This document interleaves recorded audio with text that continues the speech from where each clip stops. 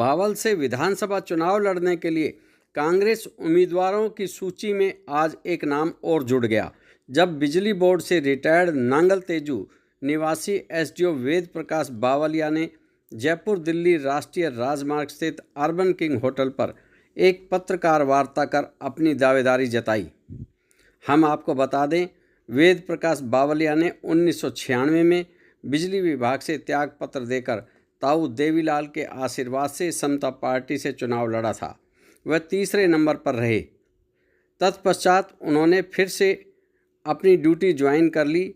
आप इन तस्वीरों में देख रहे हैं, जो इनके साथ बैठी है वो इनकी धर्मपत्नी श्रीमती सरताज बावलिया है, जो 2004-05 में वार्ड नंबर 13 से जिला पार्षद का चुनाव लड़ी। वह उप जिला प्रमुख बनी। 2010 में ये नांगल तेजू गांव की सरपंच भी रही। समय समय पर यह परिवार इनेलो व जेजेपी में प्रदेश स्तरीय पदों पर रहा। हाल ही में 31 मार्च 2024 को वेद प्रकाश बावलिया एसडीओ के पद से रिटायर्ड हुए और कांग्रेस की नीतियों से प्रभावित होकर कांग्रेस में शामिल हुए। कांग्रेस प्रदेश अध्यक्ष चौधरी उदय भान ने उन्हें पार्टी का पटका पहनाकर कांग्रेस में शामिल किया।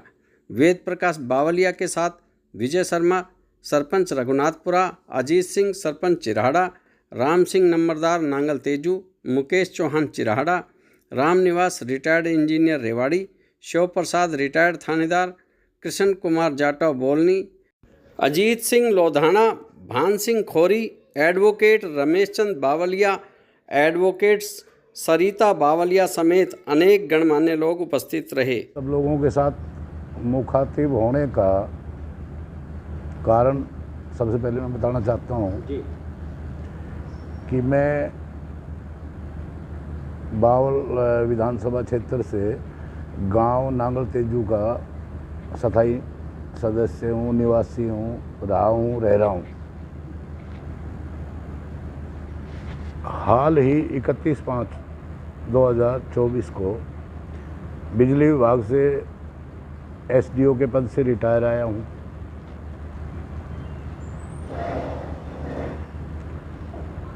और अभी 4 दिन पहले श्री प्रदेश अध्यक्ष उदय भान जी के नेतृत्व में मैंने कांग्रेस को ज्वाइन किया है। आप में से आधे बंधु तो मेरे से परिचित हैं, जो ना परिचित हैं उनके लिए मैं फिर बताना चाहूँगा कि मेरा शुरुआती जो कैरियर रहा है 1996 में मैंने खुद विधानसभा का चुनाव बावल क्षेत्र से लड़ा था। उस समय भी मैं सर्विस में था, त्यागपत्र देने के बावजूद लड़ा था, लेकिन मुझे जीत का मौका नहीं मिल पाया था।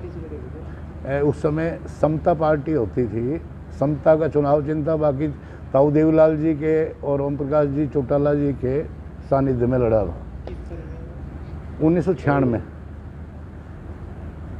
कौन से नंबर पर रहे थे? मैं तीसरे नंबर पर रहा था। उसके बाद मैंने लगातार मेहनत की, लेकिन जो 2000 के विधानसभा चुनाव हुए तो आधे साथी तो जानते भी हैं, वेद प्रकाश बावलिया पुराना नाम है मेरा। वो टिकट उस समय दिन के दिन इनेलो से जो मिलना था वो मुझे नहीं मिल पाया था। सडन अचानक किसी और व्यक्ति को किसी और वजह से चला गया था, तो उस समय फिर मैं वंचित रह गया। तो मैं अपने दोबारा से फिर मैंने अपना नौकरी ज्वाइन कर लिया था। अब फिर दोबारा से उस कार्यकाल को पूरा करके इसी बीच में एक घटनाक्रम में भूल गया। फिर 2000 से 2004-05 मेरी धर्मपत्नी श्रीमती सरताज देवी वार्ड नंबर 13 से जिला पार्षद बनी। 2000 से 2004 परवीन चौधरी के साथ वो वाइस प्रेसिडेंट रही।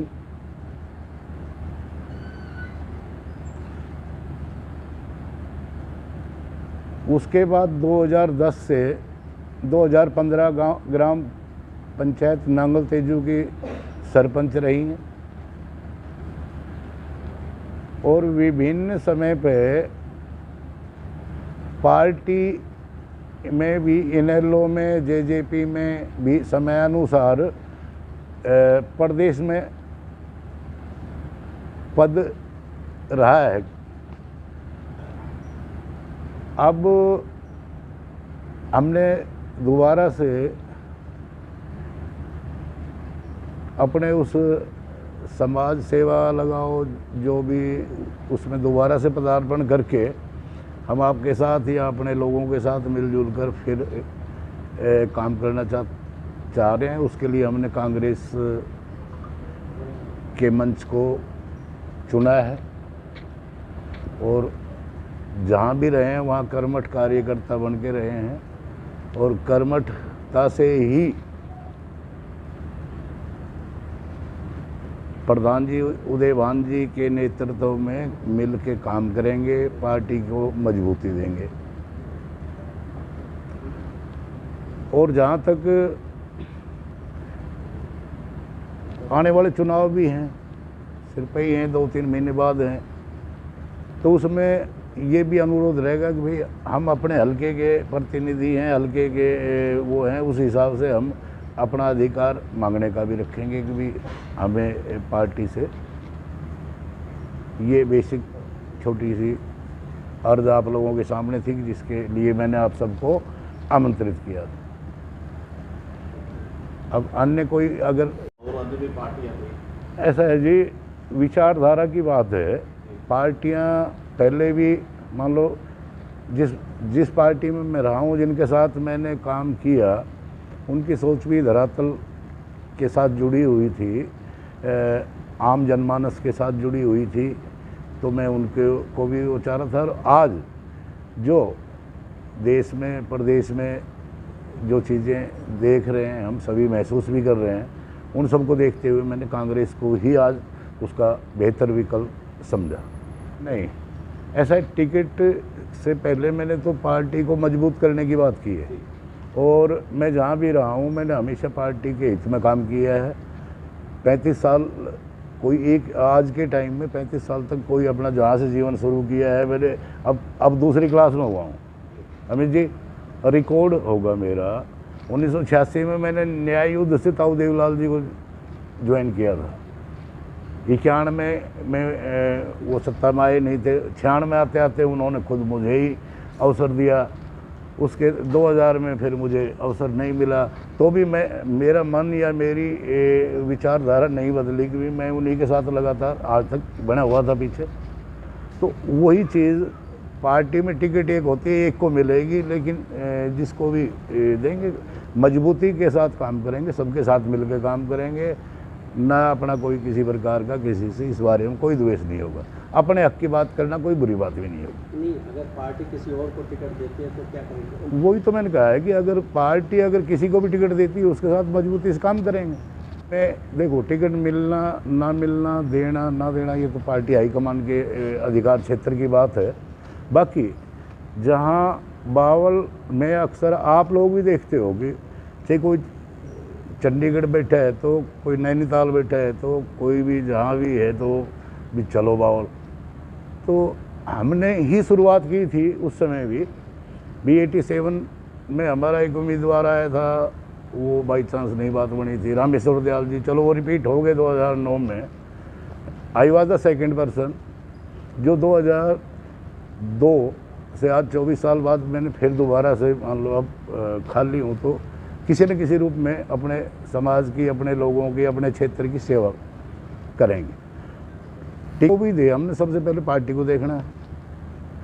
हक मांगना कोई बुरी बात नहीं है, हक अपने हक की बात हम वो भी रखेंगे, करेंगे भी, कहेंगे भी, बताएंगे भी और लोगों को जागरूक करने का प्रयास भी करेंगे कि भाई आप या हम बावल के हैं, बावल क्षेत्र हमारा है, बावल में हम सब लोग हैं, तो सबसे पहले हम अपने के बारे में सोचें, अपनी बात रखें। क्या कोई ऐसा कांग्रेस से भी मांग करेंगे कि पार्टी है आपकी, जी जी, तो उससे भी मांग तो होगी कि बाहरी को टिकट ना देके इस बार जो है वहीं के लोकल किसी कैंडिडेट को दी जाए टिकट? देखो गौर साहब,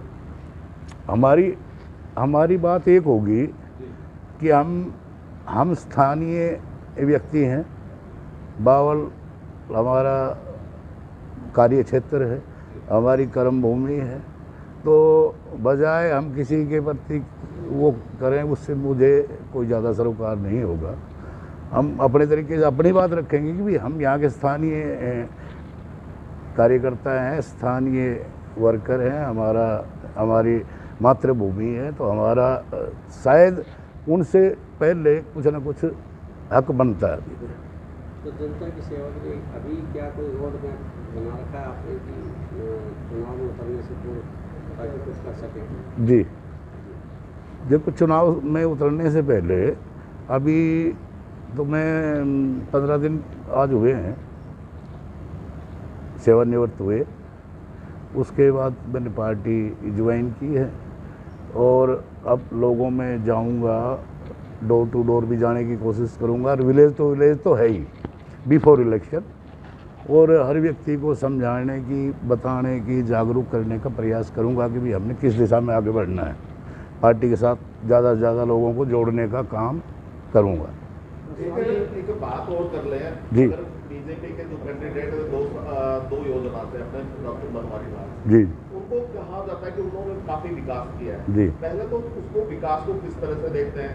अगर विकास किया है तो वो एक मजबूत दावेदार है, उसको लेकर आप किस तरह से उनकी फाइट मानते हैं? ऐसा है जी, बीजेपी के जो उम्मीदवार रहे हैं उन्होंने विकास अगर किया होगा तो अपना किया होगा।